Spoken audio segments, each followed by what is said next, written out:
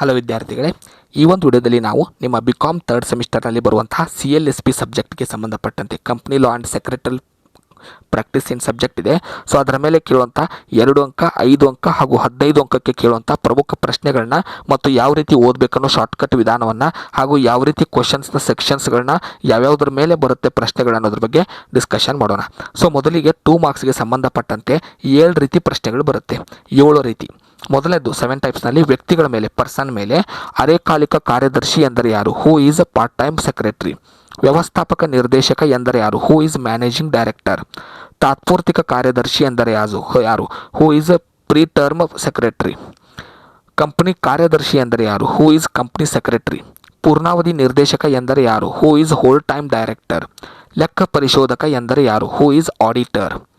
ಬದಲಿ ಪ್ರತಿನಿಧಿ ಎಂದರೆ ಯಾರು? Who is proxy. ಪ್ರವರ್ತಕ ಎಂದರೆ ಯಾರು? Who is promoter. ನಿರ್ದೇಶಕ ಎಂದರೆ ಯಾರು? Who is director. ಸೊ ಈ ಏನು ಪ್ರಶ್ನೆಗಳಿವೆ, ಇದರಲ್ಲಿ ನಿಮಗೆ 3 ಪ್ರಶ್ನೆಗಳು ಕಂಪಲ್ಸರಿ ಪರ್ಸನ್ಸ್ ವ್ಯಕ್ತಿಗಳ ಮೇಲೆ ಪೇಪರ್ನಲ್ಲಿ ಕ್ವಶನ್ಸ್ ಬರುತ್ತೆ. ಎರಡನೇ ವಿಧಾನ 2 ಮಾರ್ಕ್ಸ್ನಲ್ಲಿ ಕಂಪನಿಯ ಮೇಲೆ. ಶಾಸನಬದ್ಧ ಕಂಪನಿ ಎಂದರೇನು? What is statutory company. ನೋಂದಾಯಿಸಲ್ಪಟ್ಟ ಕಂಪನಿ ಎಂದರೇನು? What is registered company. ಅನಿಯಮಿತ ಕಂಪನಿ ಎಂದರೇನು? What is unlimited company. ವಿದೇಶಿ ಕಂಪನಿ ಎಂದರೇನು? What is foreign company. ಷೇರು ನಿಯಮಿತ ಕಂಪನಿ ಎಂದರೇನು? What is limited by share company. Next ವಿಧಾನ, ಇದರಲ್ಲಿ ಒಂದು ಬರುತ್ತೆ ಕಂಪನಿಯಲ್ಲಿ ಪತ್ರಗಳು, ಆರ್ಟಿಕಲ್ಸ್ ಮೇಲೆ. ಲಿಖಿತ ಕಟ್ಟಳೆ ಎಂದರೇನು? What is article of association. ಪರಿಚಯ ಪತ್ರಿಕೆ ಎಂದರೇನು? What is prospectus.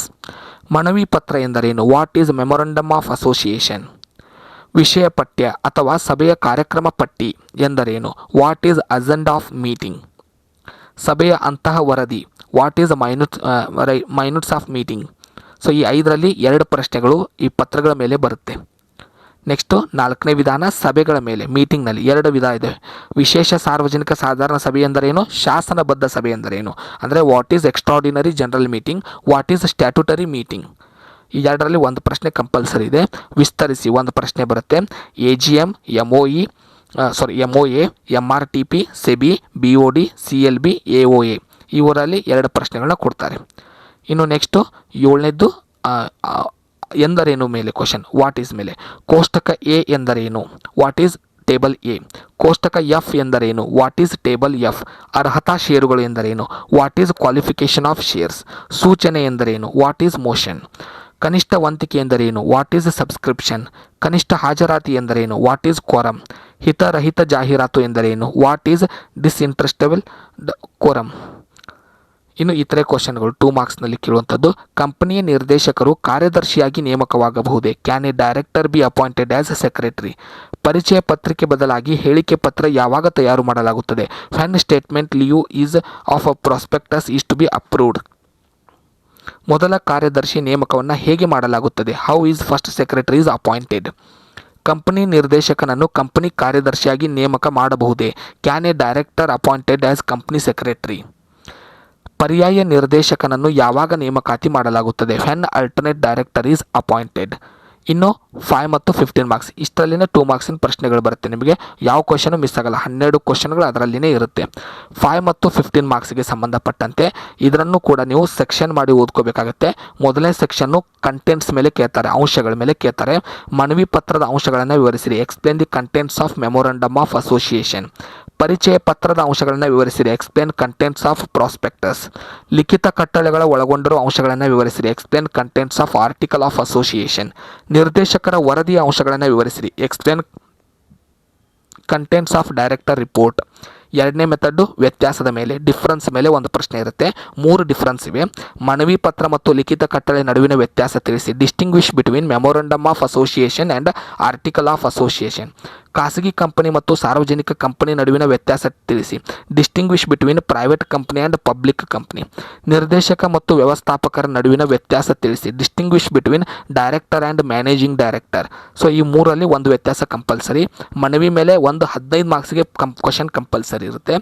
3ನೇ ಮೆಥಡ್ಡು ಕಂಪನಿಯ ಮೇಲೆ ಕೇಳುವಂಥ ಕ್ವಶನ್ಗಳು. ವಿವಿಧ ಪ್ರಕಾರದ ಕಂಪನಿಗಳನ್ನು ವಿವರಿಸಿರಿ. Explain different types of company. ಕಂಪನಿಯ ಲಕ್ಷಣಗಳನ್ನು ವಿವರಿಸಿರಿ. Explain the characters of company. Company ಸ್ಥಾಪನೆ ವಿವಿಧ ಹಂತಗಳನ್ನು ವಿವರಿಸಿ. Explain stages of formation of a public company. Company ನೋಂದಾಯಿಸಲು ಅವಶ್ಯಕತೆ ಇರುವ ಪ್ರಮುಖ ದಸ್ತಾವೇಜುಗಳನ್ನು ವಿವರಿಸಿರಿ. Explain stages of formation of public company ಅಂದರೆ documents which needs for registering a company. ಇನ್ನು ಇದು ಕಂಪನಿ ಮೇಲೆ ಆಯಿತು. ಇನ್ನು ನೆಕ್ಸ್ಟ್ ನಿರ್ದೇಶಕರ ಮೇಲೆ ಒಂದು ಪ್ರಶ್ನೆ ಇರುತ್ತೆ. ಕಂಪನಿ ನಿರ್ದೇಶಕರ ಅನರ್ಹತೆಯನ್ನು ವಿವರಿಸಿರಿ. Explain disqualification of company director. ನಿರ್ದೇಶಕನ ಸ್ಥಾನ ಯಾವಾಗ ತೆರವುಗೊಳ್ಳುತ್ತದೆ, ವೆನ್ ಡೈರೆಕ್ಟರ್ ಬಿಕಮ್ ವೇಕೆಂಟ್. ನಿರ್ದೇಶಕರ ಹಕ್ಕು ಮತ್ತು ಕರ್ತವ್ಯಗಳನ್ನು ವಿವರಿಸಿರಿ. Explain essential of valid meeting. ಇನ್ನು ಟಿಪ್ಪಣಿ ಬರೆಯುವುದಿರುತ್ತೆ. ಶಾಸನಬದ್ಧ ಸಭೆ, ಕನಿಷ್ಠ ಹಾಜರಾತಿ ನಿಯಮಗಳು, ನಿರ್ದೇಶಕರ ವಜಾ, ನಿರ್ದೇಶಕರ ನೇಮಕಾತಿ, ಸಭಾ ಅಭಿಪ್ರಾಯ ತೆಗೆದುಕೊಳ್ಳುವುದು. ಇನ್ನು ಮೇನ್ ಟಾಪಿಕ್ಕು ಕಂಪನಿಯ ಕಾರ್ಯದರ್ಶಿ. ಇದರ ಮೇಲೆ ನಿಮಗೆ 40 ಮಾರ್ಕ್ಸ್ ಇರುತ್ತೆ. ಹಾಫು ಈ ಸೆಕ್ಷನ್ ಮೇಲೇ ಇರುತ್ತೆ. ಮೊದಲೇದು ಕಂಪನಿ ಕಾರ್ಯದರ್ಶಿಯ ಹಕ್ಕುಗಳು, ಕರ್ತವ್ಯಗಳು, ಹೊಣೆಗಾರಿಕೆಗಳನ್ನು ವಿವರಿಸಿರಿ. Explain rights, duties, liabilities of a company secretary. Company ಕಾರ್ಯದರ್ಶಿಯ ಸ್ಥಾನಮಾನಗಳನ್ನು ವಿವರಿಸಿರಿ. Explain company secretary position. Company ಕಾರ್ಯದರ್ಶಿಯ ಅಧಿಕಾರ ಮತ್ತು ಕಾರ್ಯ ವಿವರಿಸಿರಿ. Explain company secretary powers and functions. Company ಕಾರ್ಯದರ್ಶಿಯ ವಿಶೇಷ ಸರ್ವಸಾಧಾರಣ ಸಭೆಯಲ್ಲಿನ ಕರ್ತವ್ಯಗಳನ್ನು ವಿವರಿಸಿರಿ. Explain duties of company secretary relating to extraordinary general meeting. Company ಕಾರ್ಯದರ್ಶಿಯ ಗುಣಲಕ್ಷಣಗಳನ್ನು ವಿವರಿಸಿರಿ. Explain qualities of or characters of a good company secretary. Company ಕಾರ್ಯದರ್ಶಿಯ ವಾರ್ಷಿಕ ಸಾಧಾರಣ ಸಭೆಯ ಮೊದಲ ಮತ್ತು ನಂತರದ ಕರ್ತವ್ಯ ವಿವರಿಸಿರಿ. Explain annual general meeting before and after secretarial work. Company ಕಾರ್ಯದರ್ಶಿಯ ಅರ್ಹತೆಗಳನ್ನು ಮತ್ತು ಗುಣಗಳನ್ನು ವಿವರಿಸಿರಿ. Explain secretary qualification and qualities. Company ಕಾರ್ಯದರ್ಶಿಯ ಶಾಸನಬದ್ಧ ಕರ್ತವ್ಯಗಳನ್ನು ವಿವರಿಸಿರಿ. Explain statutory duties of company secretary. So ಈ 8 ಪ್ರಶ್ನೆ ಏನಿದೆ, ಸೊ ಇದು ನಿಮಗೆ 40 ಮಾರ್ಕ್ಸ್ಗೆ ಕ್ವಶನ್ಸ್ ಇರುತ್ತೆ. ಇದರಲ್ಲಿ ನಿಮಗೆ 4 ಪ್ರಶ್ನೆಗಳು 5 ಮಾರ್ಕ್ಸ್ನಲ್ಲಿ 2, 15 ಮಾರ್ಕ್ಸ್ನಲ್ಲಿ 2 ಕಂಪಲ್ಸರಿ ಬರುತ್ತೆ. ಸೊ ಇವಿಷ್ಟು ನಿಮಗೆ CLSP ಸಬ್ಜೆಕ್ಟ್ ಮೇಲೆ ಕೇಳುವಂಥ ಪ್ರಶ್ನೆಗಳು.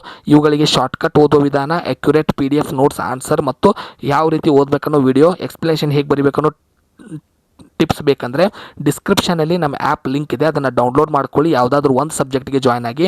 ಇದರಿಂದ ನಿಮಗೆ ಇತರೆ ಸಬ್ಜೆಕ್ಟ್ಗಳು ಉಚಿತವಾಗಿ ಸಿಗುತ್ತೆ. ಅದೇ ರೀತಿ 4th ಸೆಮಿಸ್ಟರ್ ಎಂಡ್ವರೆಗೂ ಈ ಸಬ್ಸ್ಕ್ರಿಪ್ಷನ್ ಇರುತ್ತೆ. ನೀವು ಯಾವುದೇ ರೀತಿ 4th ಸೆಮಿಸ್ಟರ್ಗೆ ಪೇ ಮಾಡುವ ಅವಶ್ಯಕತೆ ಇರೋದಿಲ್ಲ. 3rd ಸೆಮಿಗೆ ತೊಗೊಳ್ಳುವಂಥ ಮೆಂಬರ್ಶಿಪ್ಪೇ ನಿಮಗೆ 4th ಸೆಮಿಸ್ಟರ್ಗೆ ಕಂಟಿನ್ಯೂ ಆಗುತ್ತೆ. ಧನ್ಯವಾದಗಳು. ಮುಂದಿನ ವಿಡಿಯೋದಲ್ಲಿ ಮತ್ತೆ ಸಿಗೋಣ.